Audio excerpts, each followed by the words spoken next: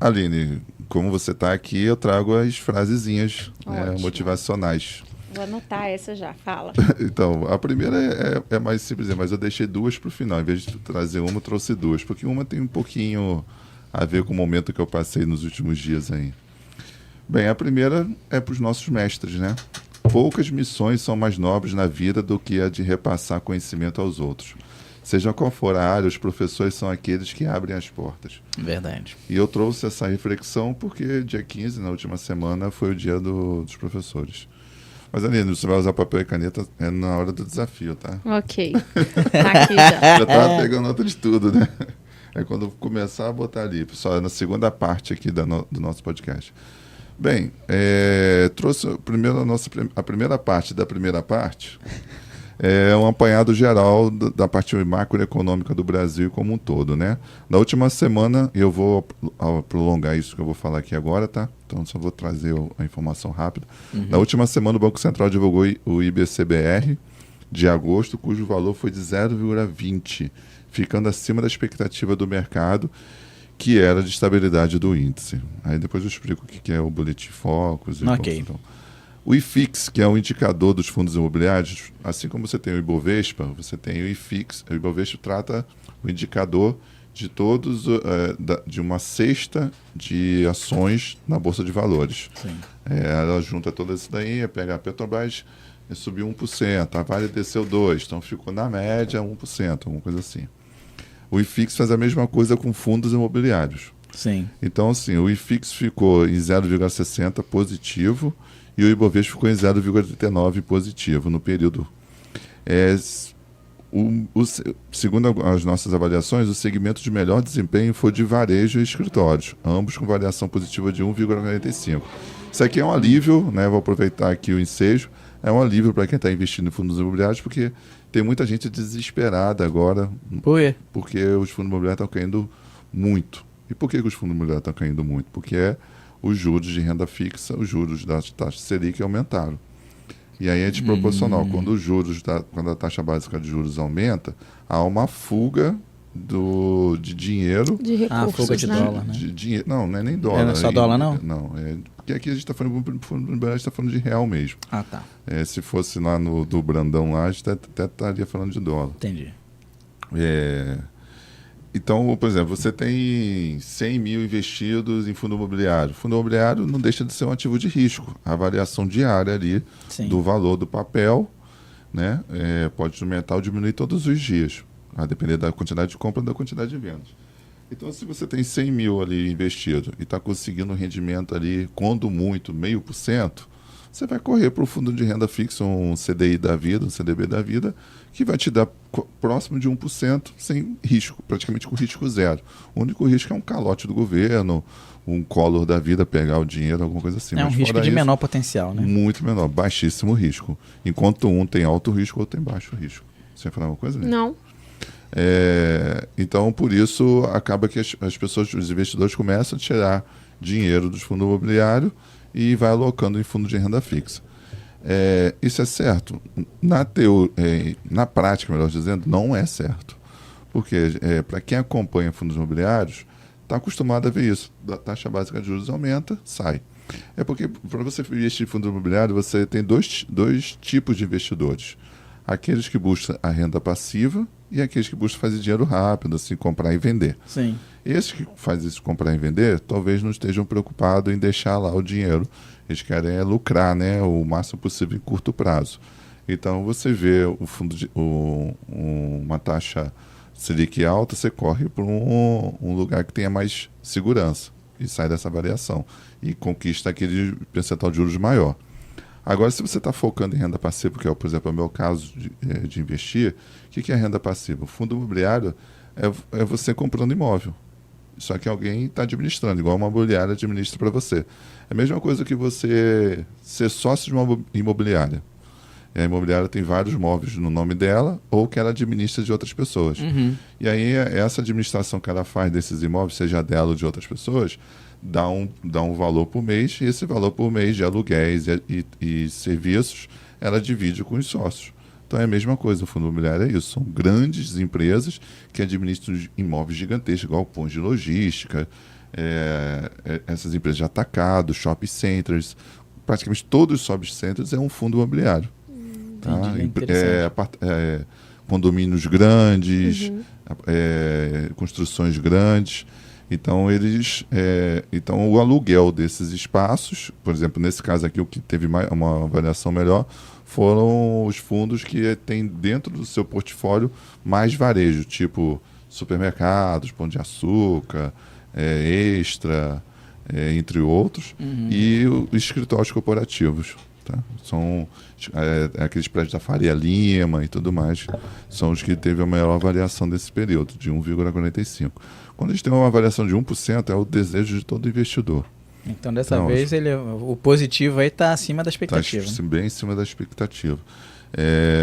E aí, se você tem o foco de fazer renda passiva para o futuro, para viver só de aluguel sem fazer nada, você tem que deixar lá, porque a renda passiva praticamente não vai mudar.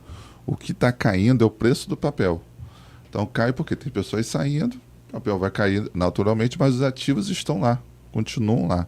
O ativo não foi perdido. Ou seja, não é para a pessoa se desesperar, está caindo, deixa eu tirar. Não, é esperar esse momento assim, daqui a pouco começa, até porque a taxa básica de juros em algum momento volta a cair de novo, depois que a inflação estiver controlada ou o governo parar de gastar um pouco. Aí é difícil. Só para vocês terem uma ideia de como funciona, né? O BTLG, que é um fundo, anunciou a aquisição de 13 ativos de logística da GLP, pelo valor de 1,76 bilhão, com cap rate de 8,2. O TRBL, eu não conheço esse fundo aqui, comunicou que recebeu dos Correios, inquilino do imóvel de Contagem, lá em Minas, um comunicado sobre a interrupção temporária das atividades por parte do imóvel. O que está acontecendo aqui? O Correio que alugava esse imóvel provavelmente falou, vou parar minhas operações aqui e vou devolver o imóvel. Então, para quem tem, por exemplo, esse fundo, ele pode notar que talvez a partir do momento que o Correio pare de pagar, e aí se não tiver uma cláusula de multa, que geralmente tem e é alta, ele pode, ao longo prazo, sentir um efeitozinho na renda passiva dele. Mas a gente está falando de uma situação como essa, talvez seja de 0,20% centavos desse fundo.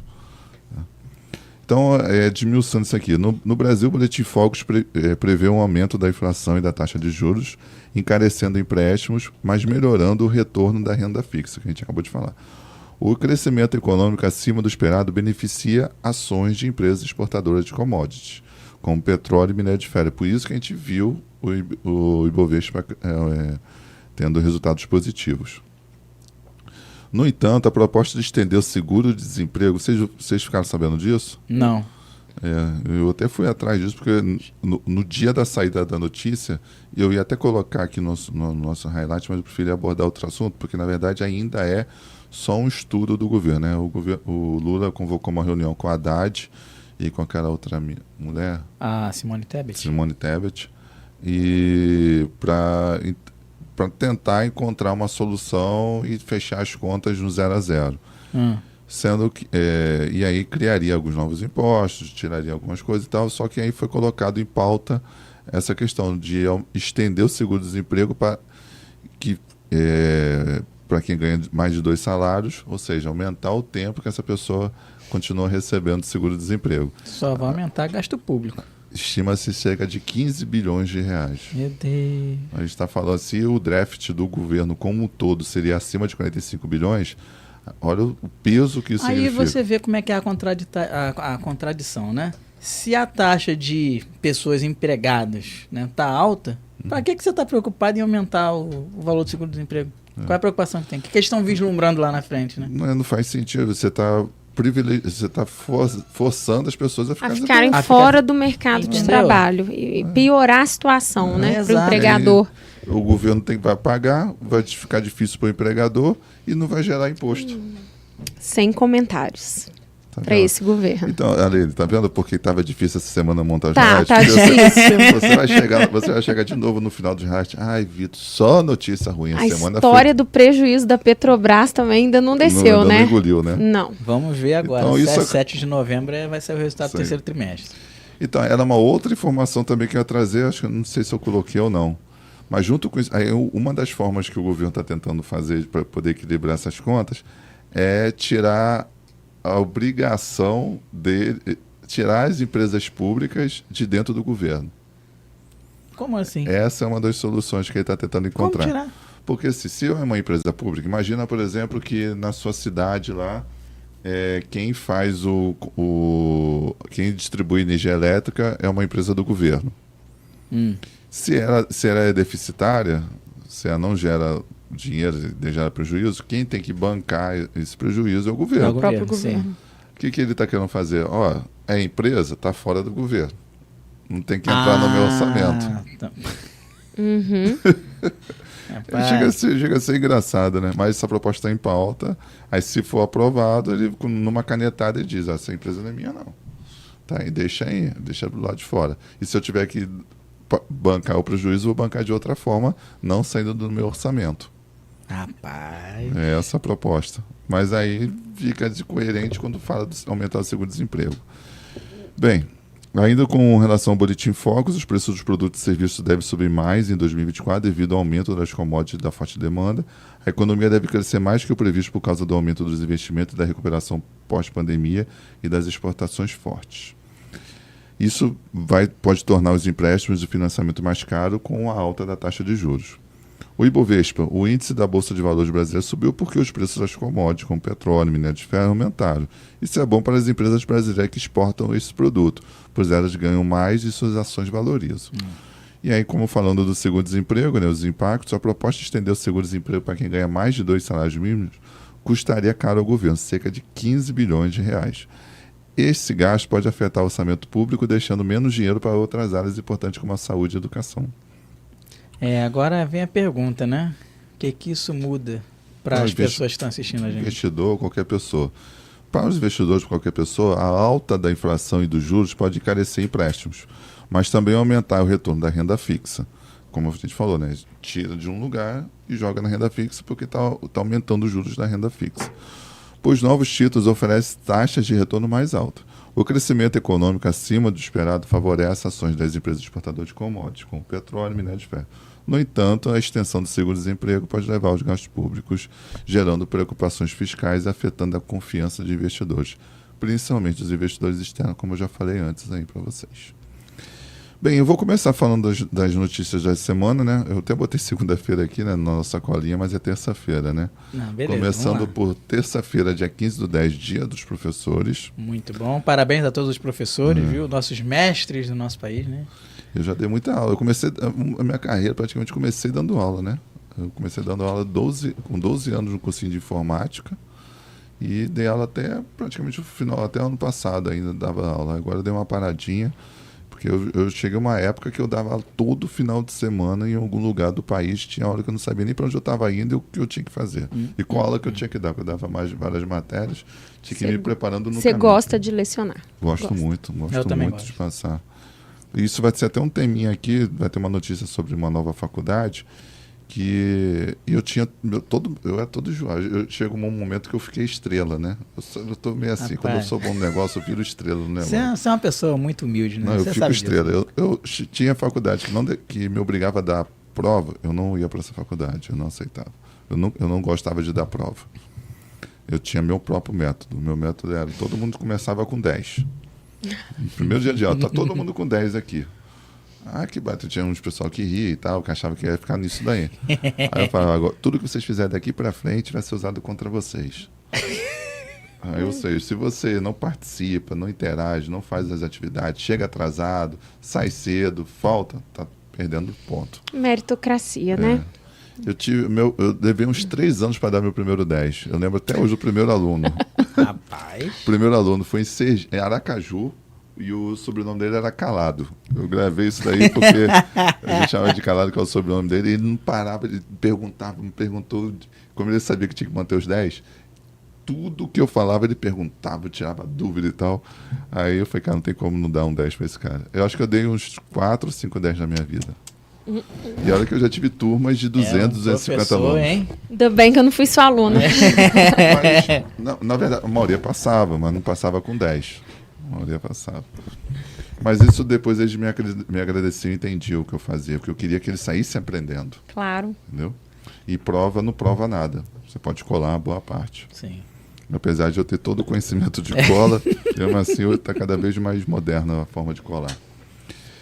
Então, eu trouxe uma notícia para quem conhece um pouquinho de história e estudou, né, no colégio, não ficou lá comendo só merenda. Teve o Prêmio Nobel de Economia, né? Foi por conta de um estudo que envolveu por que alguns países são mais ricos que os outros. Essa é Foi tentando...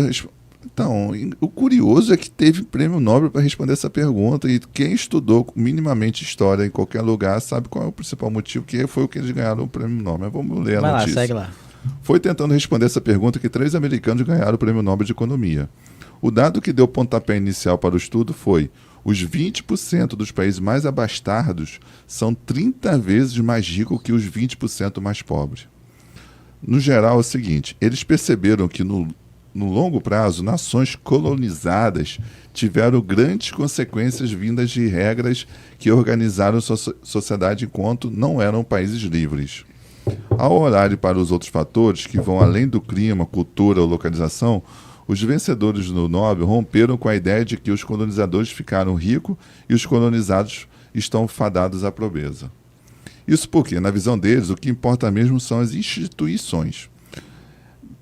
A gente estudou isso. Quem foi colonizado, todos os países que foram colonizados, no geral, ficaram pobres. E ainda estão pobres, a maioria deles. Mas vírgula, mas vai lá. Mais vírgula, aí vamos lá. O que importa mesmo são as instituições. Os princípios que organizam a economia e a política de um país, voltando ao passado, eles dividiram os países colonizados em 2 grupos. Aí que vem. O que tinham muita população local e que acabaram sendo explorados com as riquezas tomadas. Beleza. Tá? E aqueles com regiões menos povoadas que receberam mais colonos e tiveram instituições criadas. Caso, por exemplo, dos americanos. Sim, entendi. Aí os 3 pegaram como exemplo a cidade de Nogales, que fica metade nos Estados Unidos e metade no México.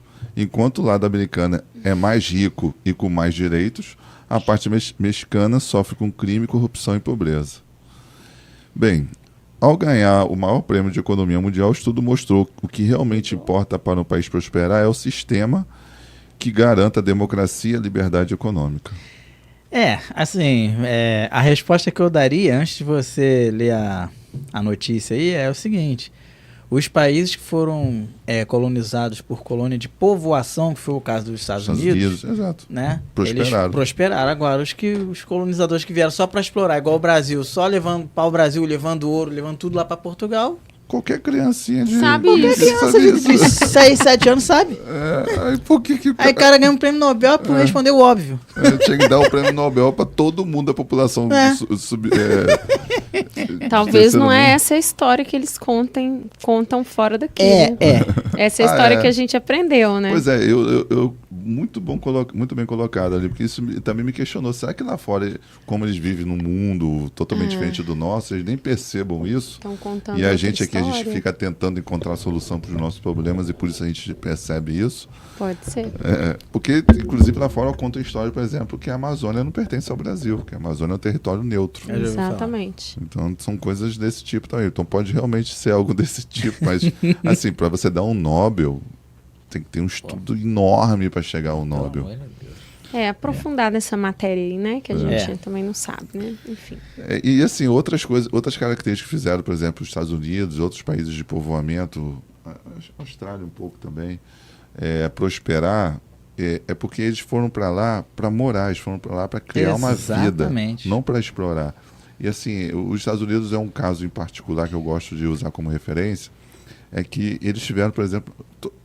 grandes países que hoje são gigantes, né, tem um PIB muito bom e tudo mais, prosperam, tem uma qualidade de vida muito maior. Vocês podem ver que na história deles tiveram uma guerra civil que matou milhares de pessoas. E assim, os Estados Unidos, além de ter sido uma colônia de povoamento, tiveram uma guerra civil que dizimou quase metade da população aí americana. Sim, Ou seja, de um lado e do outro estavam lutando pela sua terra, pelo seu território. Ambos queriam um melhor país. E quem venceu, obviamente, estava querendo o melhor para o seu país. Então, por isso que eles amam tanto esse país, porque quem perdeu continuou amando e continuou lutando pelo seu país, e quem ganhou, para mostrar que ganhou e que tinha que dar certo, continuou fazendo. Então, por isso que eles são tão patriotas assim, e tudo que é referente à guerra civil deles vale muito dinheiro, eles botam bandeira na frente, falam sobre eles são muito patriotas. Isso é uma característica. O nosso país termina tudo em pizza. Cultural. É questão cultural, exatamente. Eu até ia trazer uma notícia aqui falando sobre questão cultural e tudo mais, é a Cuba, né? Cuba esses dias definiu a quantidade máxima que se pode comer de frango. Estão com uma crise alimentar tão grande lá que atinge 70% da população, que eles têm hoje as 400 e poucas gramas só de frango que podem comer por mês. Nossa, misericórdia. É a situação que está vivendo Cuba, por exemplo. A notícia de quarta-feira é uma notícia também de economia, né? A dívida pública global está saindo do controle. O alerta foi dado pelo FMI, que é o Fundo Monetário Internacional, né? Soltou um comunicado avisando que as dívidas dos governos pelo mundo estão crescendo mais rápido do que se esperava. Podendo chegar a 100 trilhões pela primeira vez até o final do ano. Ou seja, até 2030, a dívida pode chegar a 100% do PIB global. Isso significa que só seria possível pagar os débitos se todos os países do mundo juntassem todas as suas riquezas e recursos gerados em um ano. Era a única forma. Isso me lembra de uma historinha, mas vai, segue. Então, como chegamos a essa situação? Basicamente, ao gastar mais do que arrecada, governos pedem dinheiro emprestado através de emissão de títulos da dívida, para conseguir pagar suas contas. Além da pandemia que trouxe um boom de empréstimos para socorrer pessoas, empresas e países, as guerras em curso afetam relações comerciais e acabam impactando a cadeia produtiva do planeta. Só para você ter uma ideia, hoje a economia no mundo cresce a um ritmo lento de 3,2% ao ano em média, abaixo dos 4% que foi registrado na média em décadas passadas. Mas por que isso importa para a gente? Então, o acúmulo das dívidas pode gerar um baixo crescimento na economia mundial, com menos dinheiro disponível para investimentos e a possibilidade de aumento de imposto para lidar com todos esses débitos. Nas palavras do próprio FMI, o que deve ser feito para evitar esse cenário é reduzir gastos públicos e as isenções fiscais de forma gradual, evitando cortes mais dolorosos em benefícios sociais, como o que a gente está vendo no país, né? No Brasil. Dureza. Vamos de quinta? Vamos de quinta-feira agora, né? Falar um pouquinho de negócio agora. Bom, tem um fantasma aí que está assombrando as empresas aí RJ, ao redor do mas Brasil. Não é Rio de Janeiro. Um fantasma chamado RJ e não é Rio de Janeiro, é recuperação judicial. Na primeira metade desse ano, os pedidos de recuperação judicial no Brasil chegaram ao maior patamar em quase 20 anos, somando mais de 1.000 solicitações de RJ. E como se não bastasse, a situação de emergência também atinge algumas das principais empresas do setor que sustenta a nossa economia há anos. O agro, que movimenta mais de 2 trilhões por ano. As 10 maiores empresas do agro no Brasil, que estão em recuperação judicial, elas devem juntas, elas têm uma dívida de 12,3 bilhões, mais que o dobro do registrado aí no ano passado. E além das grandes empresas, pequenos e médios produtores rurais também estão enfrentando dificuldades. Só nesse ano, 106 pequenos produtores pediram recuperação judicial e isso representa um crescimento de 523% na comparação com 2023, ou seja, um pouquinho mais de 5 vezes o número de RJs abertos no ano passado, né? E é uma tempestade perfeita, né? Porque se entre 2020 e 2022 o agro brasileiro passou por um bom momento, né? Com altas demandas e bons preços das commodities, agora o cenário já é outro, né? É de queda nos preços, alta nos juros e a produção bem mais cara. Para além do agro, as recuperações judiciais das micro e pequenas empresas dobraram de janeiro a agosto. Vou fazer só um adendo aqui. Eu tenho falado isso diversas vezes, né? Eu tenho feito algumas lives, gravando alguns vídeos falando exatamente sobre isso. Com 1.062 solicitações, as companhias da categoria somaram mais de 70% dos pedidos de RJ no Brasil este ano. Então é um número muito exorbitante. Agora, o que está por trás disso, né? Para uma empresa chegar a esse nível, as dívidas que se acumularam a um nível tão alto que, para evitar declarar falência, o que ela faz? Ela entra na justiça, busca um prazo maior para poder reorganizar ali as suas contas, né? Ou seja, Geralmente tem um agente público que vai lá administrar a empresa também. Exatamente, né? Então, cada vez mais companhias de diferentes tamanhos e setores estão recorrendo a essa medida, que é um indicativo de que a economia brasileira está, infelizmente, fragilizada com as empresas em dificuldades, né? E, assim, é uma coisa que eu tenho falado é com relação à cultura empreendedora, cara. O que acontece? O empreendedor hoje no Brasil, ele tem muito empreendedor por oportunidade, né? O cara entra no mercado, abre a sua empresazinha ali de pequena monta e tal, e começa a empreender, ganha dinheirinho dele, só que ele não sabe como que vai fazer. Não organiza a empresa, não cria procedimento, processos. Pronto, exatamente, aí ele não aguenta. E esse aumento também, a gente pode até associar a questão pós-pandemia. Sim, sim. Porque a questão pós-pandemia foi um momento de oba-oba, né? Todo mundo foi para fora. Imagina que você estava enjaulado e aí querendo consumir, querendo fazer as coisas, sair de casa, de repente você liberou. Aí você começa a sair, comprar roupa, comer fora e tal. Aí as pessoas surfaram nessa onda. Uhum. Só que aí, infelizmente, o brasileiro, pelo fato de não ter esse conhecimento, não ter essa cultura, ele vamos gastar, vamos aumentar, aproveitar o boom. Só que eu aprendi na faculdade, engraçado, aprendi isso na primeira faculdade, a de TI. Não sei porque eu tinha aula de economia lá. Aí o professor falava uma frase, era o seguinte: sempre após um oba-oba vem um epa-epa. Uhum. Acho que você já lançou essa frase aqui já. Mas é fato. Porque o mercado é assim, né? Ele tem altos e baixos, é a onda realmente. E aí você tem que se preparar durante o oba-oba, você tem que se preparar para o epa-epa. Então, estou crescendo, vamos crescer aqui. Às vezes, você não tem que crescer porque o mercado está te mandando crescer.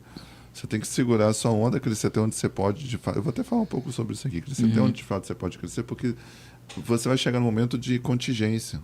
E até depois que você chega aqui, não tem outro lugar para ir senão cair. Né? Então, vamos de sexta? Sexta-feira, uma noticinha de tecnologia para dar uma aliviada nesses números. Vamos lá, falar um pouquinho de coisa boa. Assim, tá tudo agora virando tictorização. Você já viu esse termo, Aline? Nunca tinha ouvido, não. Nem eu. Tictorização. Tictorização não é mais que você... Adoro as novas palavras aí. Porque como o TikTok hoje está... TikTokização.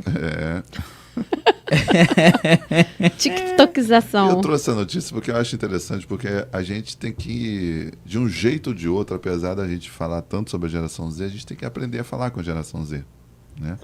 Você falou muitas vezes sobre isso. Independente de qualquer coisa, a geração Z nos próximos anos vai ser 30% da força de trabalho. Isso aí. Então, e do consumo.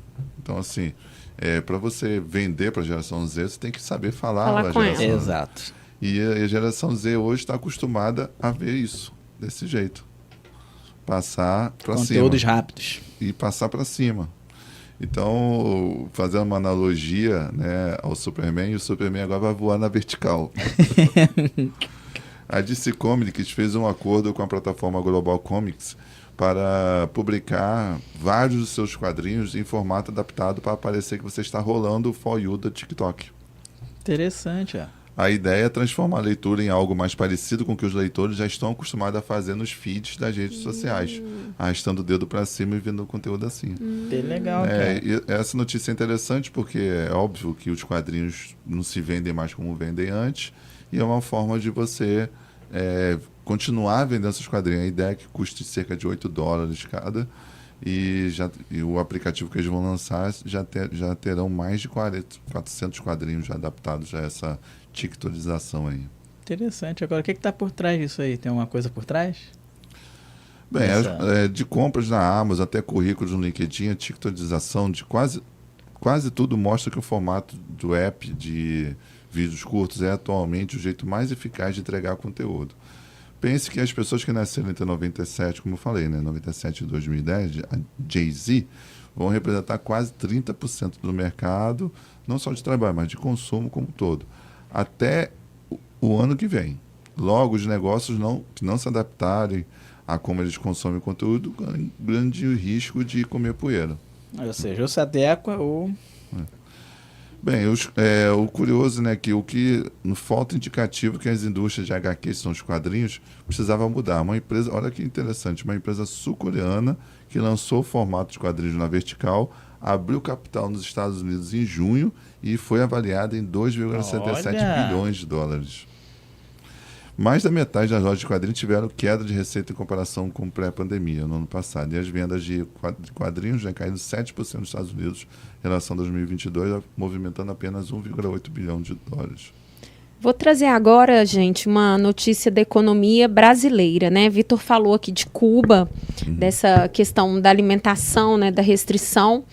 E, gente, para o brasileiro está cada dia mais caro ficar com a barriga cheia, né? Verdade, infelizmente. Os gastos das famílias do nosso país com alimentação e bebidas devem bater recorde nesse ano, passando de 1 trilhão pela primeira vez na história.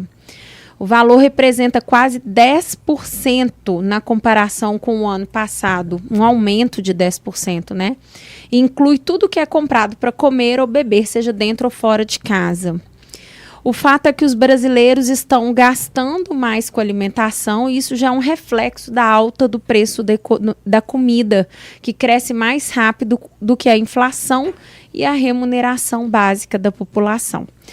Para se ter uma ideia, a inflação dos alimentos deve subir 7% nesse ano, acima do aumento dos preços no geral. Isso é um impacto que é sentido principalmente pelas famílias mais pobres. Dentro de casa, os alimentos queridinhos da população, como arroz, feijão, batata e cenoura, já ficaram 10% mais caros em 2024. E na rua, comer fora de casa nunca esteve tão caro quanto agora. Uma refeição completa está saindo, na maioria das vezes, em média, R$50. Eu estava viajando esse final de semana e esse foi um dos temas. Que antigamente, né, eu e meu marido, a gente saía para comer uma pizza. Tomava um chopp, uma taça de vinho, você pagava ali R$150 numa pizza. Agora é R$250 no mínimo para sentar num barzinho. Média qualidade. Então, e você aproveitou esse final de semana, essa viagem? Aproveitei. Comi e bebi bastante, inclusive. E a chuvinha? Tava bom, deu para descansar, foi bom. Ai, Vitor, eu falei que eu tava super animada, né? Peguei um apartamento vista mar, maravilhoso. Legal, aquele legal. fog, aquela neblina. O importante é que você viajou e descansou. Foi bom, fazer foi bom. outras coisas. É isso aí. Ó, a alimentação e o combustível respondem por 41% do orçamento da família brasileira. Nossa. Exatamente, é muito, né? Muito. Nos países de baixa renda, como o nosso, 7 em cada 10 pessoas não conseguem pagar por uma dieta saudável. Nos países ricos, esse índice não passa de 7%. Ou seja, ter uma vida saudável no Brasil custa muito caro, né? E essa notícia é difícil de engolir, né? Literalmente. Sim, a gente estava até falando no off aqui, né? Não é nem questão de ser difícil, de seja tão caro assim, é porque talvez falte a informação, porque se você tem informação de como se alimentar bem, usando produtos saudáveis, frutas, verduras, tudo mais, você consegue se alimentar bem, você consegue aumentar até a sua saúde. A alimentação, né? A gente estava fazendo uma correlação entre comer saudável para o brasileiro. O que é comer saudável? Eu vejo, eu até trago essa fala nos meus treinamentos, que as pessoas comem pãozinho de sal e almoçam miojo ou pizza ou lasanha sadia porque fala que é barato. Uhum. Só que uma alimentação saudável, ela não precisa ser cara. A gente está falando de ovo, a gente está falando de um frango, a gente está falando de um legume, uma verdura. Frutas, você compra na feira. Isso começou a ficar caro, a gente sente a dona de casa, não sei se vocês fazem compra na casa de vocês, lá em casa sou eu que faço compra. A gente sente, antigamente você fazia hortifruti, você pagava ali seus R$40, R$50, hortifruti do bairro, né? Não vamos nem usar a marca hortifrutizinho ali, sacolão. Atualmente você dobrou o preço para comprar legume e verdura, tá caro. Tá muito caro. Tá caro. Mas quando a gente fala em alimentação saudável, a gente não precisa optar né, por alimentos, quinoa, não sei o que a pessoa acha que comer saudável é isso. comer Comer essas coisas diferentes, essas né? coisas caras, Triste. né? Não é isso, não é isso. E aí elas ficam dando a desculpa, eu como um biscoito, porque os industrializados são muito mais, assim, né, são muito mais baratos, são baratos. Um pacotinho de biscoito, o miojo, né? É verdade. Falando que eu gosto muito de miojo. É bom, mas como eu costumo dizer que é uma bela veneno. porcaria, né? De vez em quando, de vez em quando. É É um veneno. veneno. Muito sódio. E aí as pessoas deixam de comer comida, né? E o problema desses alimentos é que eles vão viciando o nosso paladar e aí você não consegue se realmente comer um legume, sentir o sabor. A gente tem que ir limpando nosso paladar para essas Verdade. coisas, né? Um fato curioso, até falando sobre comida, e eu tô perdendo, vocês estão usando meu tempo, hein? Foi sempre de vocês, nunca minha. Eu ia até trazer essa notícia, né? E é. Eu ia até trazer essa notícia, mas eu achei que tinha notícia mais relevante. Lá nos Estados Unidos começou uma onda de deixar de comprar alguns tipos de salgadinhos, tipo Ruffles, Doritos e tal, não por conta disso em si, mas é porque as fabricantes estão diminuindo demais o conteúdo das embalagens. E eu gosto muito de Ruffles. Ruffles e Fandangos são meus salgadinhos preferidos. Fandangos, então, se eu tiver com fome à noite, eu como Fandangos, porque eu acho que é prático e não é nutritivo. Não é nutritivo, mas vai enganar. Não é nutritivo, mas vai enganar. Porque quando eu estou na fase de cutting, né, que é cortar e riscar, eu evito comer à noite sólido, né, então eu fico só no líquido. Aí eu notei no Ruffles, antigamente, mesmo o pacote pequeno que era for you, né, só para você, vinha cheio, você praticamente conseguia dividir. Hoje é quase uma mão. Uma pegada, né? Uma pegada, é impressionante. Ainda mais a sua mão, né? Eu falei, cara, ninguém olha isso, ninguém vê isso pela gente. Aí nos Estados Unidos não é só que ninguém está vendo. Teve um advogado. Estão sabotando a empresa. Aí a PepsiCo, né, que é a fabricante, falou que a partir de agora eles receberão um pacote extra com 20% a mais. Principalmente quando vai começar a temporada dos jogos agora, eles sabem que vendem mais nessa época. Bem, trouxe uma história que saiu no sábado através da mídia social e eu achei interessante trazer aqui porque é uma coisa que, já que foi a semana do Dia do Professor, né? E é uma coisa que eu estou batendo muito na tecla há alguns anos já. Nasceu lá nos Estados Unidos, mais precisamente em Austin, se não estou enganado, é a primeira faculdade anti-woke do mundo. A gente já falou sobre o woke aqui, mas eu vou explicar um pouquinho mais para vocês mais para frente. Bilionários frustrados com a ideologia e a doutrinação nas faculdades americanas estão se unindo para apoiar um novo modelo incipiente no Texas, que tem como lema ser anti-woke. O que é isso? O termo woke é basicamente um sinônimo de progressismo e ativismo social, que surgiu lá na cultura afro-americana para descrever a conscientização sobre injustiças contra minorias, especialmente raciais e de gênero. Só que isso se perdeu muito nos últimos anos. Hoje, o woke, né, aquela cultura de diversidade lá, virou coisas absurdas.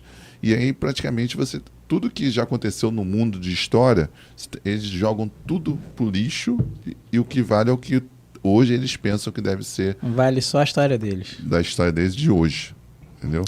A nova escola arrecadou cerca de 200 milhões até agora e já teve 92 alunos em sua primeira turma e começou o primeiro período já há algumas semanas. Nas palavras de um dos maiores financiadores, grande parte do ensino superior hoje parece querer rejeitar as realizações das civilizações ocidentais em sua totalidade. E é uma guerra cultural. Para muitos dos apoiadores, o modelo atual de ensino limita a liberdade de expressão, condena qualquer tipo de pensamento conservador e vê uma dominação em pautas progressistas e de minorias. Se vocês acompanharam as mídias sociais, vocês viram o que aconteceu lá no Nordeste esses dias, né? Você viu? Vou falar. Não faz muito tempo que bilionários se juntaram para expulsar, por exemplo, a presidente Ivy Liggett, que foi do caso de Claudine Gay, em Harvard, depois que ela se omitiu em relação aos ataques do Hamas contra Israel no ano passado. Para quem não sabe, Harvard é o que é, os recursos que ela recebe são de ex-alunos. Então, eles têm muita influência sobre as decisões de Harvard. Depois desse não posicionamento, eles foram lá expulsar a reitora. Uau. Construindo ao vivo e ao público. Diferente de outras faculdades tradicionais, o plano deles é mostrar a construção do projeto em tempo real por meio de conteúdos no YouTube e uma newsletter. Com sede prevista no Texas, mais precisamente na cidade de Austin, o slogan da faculdade pode ser traduzido como dedicados a buscar a verdade sem medo. O currículo tem como base textos clássicos, como a Odisseia de Homero, já na matrícula, com ênfase em empreendedorismo. Olha o empreendedorismo aí, ó. Peter Thiel, o cofundador da PayPal, vem pagando alunos para não frequentarem a faculdade e foi um dos doadores para o novo modelo dessa faculdade. Ou seja, ele paga para que outras pessoas não estudem em outras faculdades e ele é um dos idealizadores.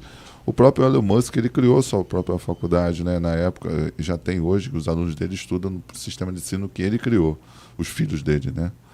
Inclusive, ele vem falando sobre a cultura woke, que ele perdeu um dos filhos para a cultura woke. Tem um depoimento desse na internet, vocês podem buscar. Eu tenho uma imagem aqui, né, que fala, né, que é o ATX. Eu ainda não sei como a gente vai falar o nome dessa faculdade, mas é o ATX. É o ATX, UATX, se for UATX. Renovará a missão da universidade e servirá como modelo para instituições de ensino superior, salvaguardando a liberdade acadêmica e promovendo o pluralismo intelectual. Só para uma curiosidade, como essa cultura woke está impregnada em todos, principalmente nas mídias, né, jornais, revistas. Em 1996, visando mostrar que havia uma agenda de revistas científicas e estudos acadêmicos, um sujeito chamado, com o nome de Alan Sokal, criou um artigo vazio, porém robusto e extremamente correto politicamente, como forma de testar os avaliadores. Que ele falou, olha, todas essas revistas científicas e tudo mais, está todo mundo privilegiando coisas politicamente corretas, que é o suposto cultura woke. E aí ele fez uma coisa para mostrar que a teoria dele estava correta. Então, para sua surpresa, a sua armadilha em forma de texto foi aceita e sua pesquisa foi publicada em uma das principais revistas científicas americanas. O professor, então, provocou uma coletiva de imprensa e revelou a verdade, concluindo na época que narrativas progressistas, mesmo que não científicas, ganham mais espaço do que artigos de pesquisas que vão contra a linha progressista preferida pelos meios acadêmicos. No Brasil, o cenário é semelhante ao resto do mundo, né? Recentemente, o documentário Unitopia, vale a pena ver, né? Mostrou o lado ideológico das universidades brasileiras em um documentário. A produção nacional já conta com mais de 500 mil de visualizações em pouco mais de um mês. Né? Aí que vem a questão. Nessa semana, depois vocês veem nas internets aí, principalmente dos mídias do Bolsonaro, nessa semana uma polêmica na Universidade Federal do Maranhão movimentou as redes sociais depois que uma palestrante acadêmica mostrou suas partes íntimas. Eu vi isso, rapaz. Ela levantou isso, em cima cara. da eu vi o vídeo. Eu custei a acreditar nisso. Era a cultura do não posso falar que senão a gente vai cair a live. Aí a gente acabou trazendo algumas perguntas aqui para os nossos ouvintes aqui, para o pessoal que assiste a gente. Pense aqui no geral, e não somente, e assim, no geral mesmo, não somente faculdades públicas. Você coloca... que vocês acham que são extremamente ideológicas e ativistas, moderadas e poderiam ser mais progressistas, são neutras ou nada ideológicas, excelente e cumprem muito bem o seu papel, levemente ideológicas, mas sempre foi assim, ou a coisa é tão feia que nem eu matricularia meus filhos? O negócio não tá legal, não. A minha resposta é a última para mim, eu não pretendo botar meu filho. O negócio tá muito feio. Mais uma notícia rapidinha, vou até resumir isso daqui, porque como tem pessoa próxima de mim no meio da saúde, né, 40% dos médicos brasileiros enfrentam problemas de saúde mental. Hein? O estudo mostrou que as mulheres são as mais afetadas, representando 2/3 dos médicos com algum transtorno mental. No entanto, se formos filtrar o problema por idade, a faixa etária dos 25 aos 35 anos é o que mais preocupa, correspondendo a 50% dos médicos cuja saúde mental está comprometida. Essa matéria, ela se estende a todas as profissões. A gente está falando de médico aí, mas ela é tendenciosa, porque, na verdade, nós estamos falando da população em geral. É a faixa etária aí da geração... o finalzinho da geração Z, né? Dentre todas as condições relacionadas à saúde mental dos profissionais de saúde, quadros de depressão, ansiedade são os mais prevalentes ou não. De longe. De acordo com a estatística, aproximadamente 1 a cada 5 médicos já foi diagnosticado com depressão. E a gente está falando médicos aqui, mas é como você falou, dentistas. Principal motivo de afastamento da empresa enfermeiros. desse rapaz aqui é se de doenças, de transtornos mentais. Fiquei Ainda sabendo de fontes de dentro da empresa que faz... porque... pode falar o nome? Pode, né? Petrobras é uma mãe, né? Ela tem um assistente social e uma empresa que faz todo o processo para você não se estressar, né? Então, eles fazem lá o acompanhamento do funcionário. E aí ela estava falando que ela trabalhava com isso e que ela que garantia a parte burocrática do afastamento, né? Dava entrada lá no INSS, enfim. E aí ela falando que o principal motivo são os transtornos mentais, e a gente já sabe disso. Então, é tendencioso, porque a gente está falando da classe médica, mas a gente pode trocar a classe médica por todas as classes. É porque a gente fica preocupado, porque são os médicos que cuidam da população, né? É isso aí. Estamos na mão de quem, né? A pergunta é essa, quem cuida de quem cuida da gente? E quem cuida deles? Pois é. É isso. Quem cuida de quem cuida da gente? Exatamente. Né? Ainda assim, 80% desses indivíduos nunca chegaram a procurar o tratamento. Quando falamos de ansiedade, o problema ainda é maior. A condição já afeta 1 a cada 3 médicos no Brasil. Eles são profissionais da saúde como um todo, enfermeiros, dentistas. Sim. Vários outros aí. Bom, para fechar, vamos falar de segunda-feira aí, economia. Falar do meu amigo Gabriel Galípolo. Você é fã do cara, né? Já vi que você está seguindo nas mídias sociais. Sim. Eu gosto dele. Eu acho ele um profissional... Assim, ele é um cara bom. O problema é quem fica falando em nome dele, né? Esse que é o problema. Mas bom, o que a gente pode esperar dele a partir de 2025, né? A presidente do PT, a Gleisi Hoffmann, ela esteve nos escritórios da XP lá em São Paulo e ela afirmou que a partir de 2025 o Galípolo ele não vai mais se preocupar em ganhar a confiança da Faria Lima. Cara, ela calada é um poeta. Bom, e ao que parece, segundo ela, né, o novo presidente do Banco Central indicado pelo Lula, segundo ela, né, vai afrouxar as rédeas da política monetária. Cara, por que tem que falar uma besteira dessa? Por que não fica só quieto? Por que tem que seria abrir a melhor, boca, né, cara? Já tá tão difícil o negócio, já foi tão difícil aprovar a situação dele, ela vai falar. Ele vai aumentar, vai abaixar os juros porque o governo tá querendo abaixar. Mas é complicado. O episódio fez a pergunta da manchete nessa matéria, voltar a Faria Lima na contramão da confiança que o indicado, né, vinha conquistando já de boa parte do mercado. Isso acabou fazendo o efeito contrário, né? E só lembrando, né, ele saiu muito bem, né, ele foi muito bem visto na sabatina do Senado no início do mês agora. Ele foi inclusive elogiado por políticos de direita. Né? Tá vindo bem. Na prática, né? Mas ele não teve culpa, né? Não, ele não tem. Quem falou foi a Gleisi, não foi ele. Né? E na prática, se o Galípolo atuar alinhado aí com os interesses do governo, ele tende a querer realmente reduzir os juros. Né? Mas ele é profissional. Exatamente, né? Isso aceleraria provavelmente, né, o PIB, mas também a inflação. Né? E ainda assim, há economistas que continuam otimistas com a postura mais técnica e cautelosa do Galípolo. Acho que o apelidozinho vai pegar. GG.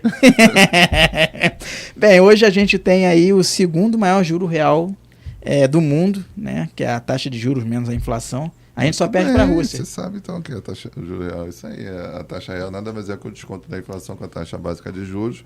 A gente só perde para a Rússia no mundo. Incrível, né? E a Rússia enfrentando uma guerra lá com a Ucrânia e tal. Tudo fechado, sem poder fazer negociação com o mundo, né? Sem conta bancária. Bem, para a gente finalizar, que está acabando o nosso tempo aqui, já acabou o tempo das notícias, né? A gente vai ter que acelerar. Então, como eu falei, porque eu trouxe uma frase, eu gostei dela, mas depois eu vi uma outra frase que tinha muito a ver comigo durante essa última semana, né? A primeira eu acho mais engraçada e aproveitei que eu vi uma outra notícia que juntou essas duas frases. Então, a primeira frase é a seguinte: a NASA investiu 5,2 bilhões de dólares para lançar uma sonda em direção a uma lua de Júpiter que só vai chegar, e se chegar, em 2030. Lembre-se disso quando estiver impaciente. Muito bom. E aí o curioso é que eu logo depois estava lendo umas notícias sobre alguns resultados aí no mercado, e aí essa newsletter veio com esse seguinte texto, né? Nas palavras de Warren Buffett: é muito melhor comprar uma empresa maravilhosa a um preço justo do que uma empresa justa a um preço maravilhoso. Nessa frase, Buffett nos lembra que o mundo dos investimentos, a paciência e a visão a longo prazo superam a busca de pechinchas ou ganhos rápidos. Verdade. Para finalizar, né, a segunda frase é: por mais que você queira, tentar mudar o passado é inútil. Agora, se tem algo para fazer diferença no presente, é valorizar o que está ao seu redor e fazer o seu máximo com isso. Muito bem. Verdade. Muito bom, muito bom.